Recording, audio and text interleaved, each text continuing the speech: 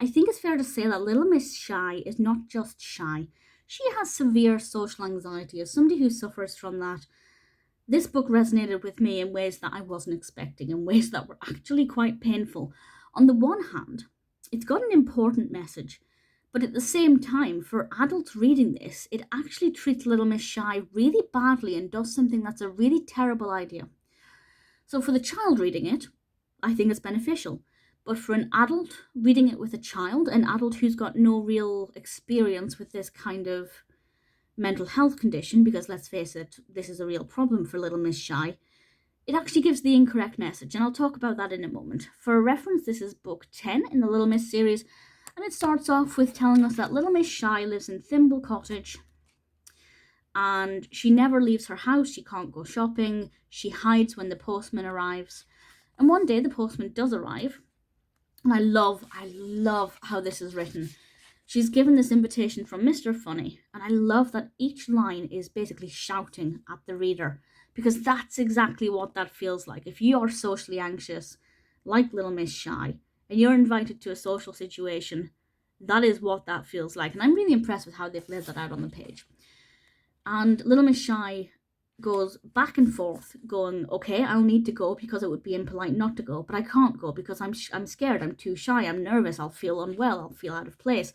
It says here, she's going, she's not going, she's going, she's not going, and that is exactly what it's like.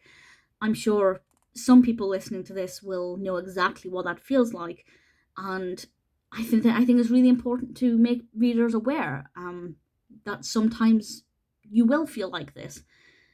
People like me will feel like this every day. Some people will just have bouts of this if they're maybe having a lapse in their confidence. It's normal, it happens, but it can be very scary. And in the end, she doesn't go. And what happens, it absolutely breaks my heart, honestly. What happens is terrible. She doesn't want to go, she can't go. So everybody just arrives at her door and comes along and grabs her and drags her to this party. And I have to say, as somebody who has been in Little Miss Shy's shoes many times, please don't do that. For the child reading it, they're not going to really pick up on that. But if an adult reads this with their child or by themselves, and a child is going through something similar, this is the worst possible thing you can do. Now, the intention is good because Little Miss Shy gets there and eventually, gradually over time, she begins to feel a little bit better. And yes, for some people, being thrown in at the deep end is beneficial.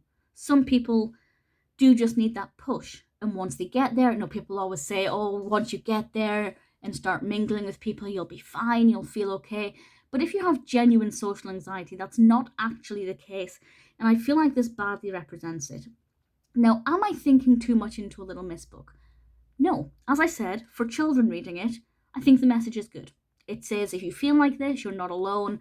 Maybe if you go to the social occasion, you might actually start to feel okay, and there are other people, as we see with Mr. Quiet, who will be feeling the same way too. I think that's a really important message and very positive as well.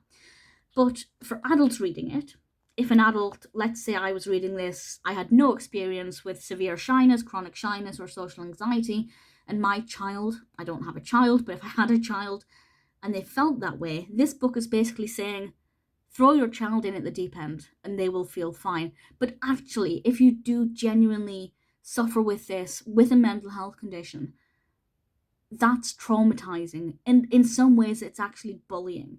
It's emotional abuse because you're saying it's phobia. So severe social anxiety is social phobia, and exposure can be so traumatic. And maybe I'm overanalyzing it. It's a book, but again, these books are trusted by many, many people. They've been read for decades and are beloved, and you'd kind of trust what's being said. And in this book, if a parent does see their child behaving like Little Miss Shy and they take advice from this, that could be potentially damaging and detrimental to that child's recovery. And I feel like, as this book speaks to me really personally, it could be really problematic. So I like the message for the children, but I hope that adults don't look to this for advice because, yeah, maybe some children will just need to be thrown in. Some children, children get scared when they're going to nursery school. And once they get there and they're playing with the toys and they're mingling with the other children their own age, actually it is okay. But you can't just take it for granted that every child will respond in the same way.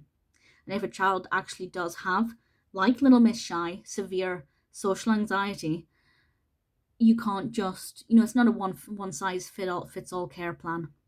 So I hope that not everybody takes this as written. It's a good book in some ways, problematic in others, but ultimately, I really like Little Miss Shy.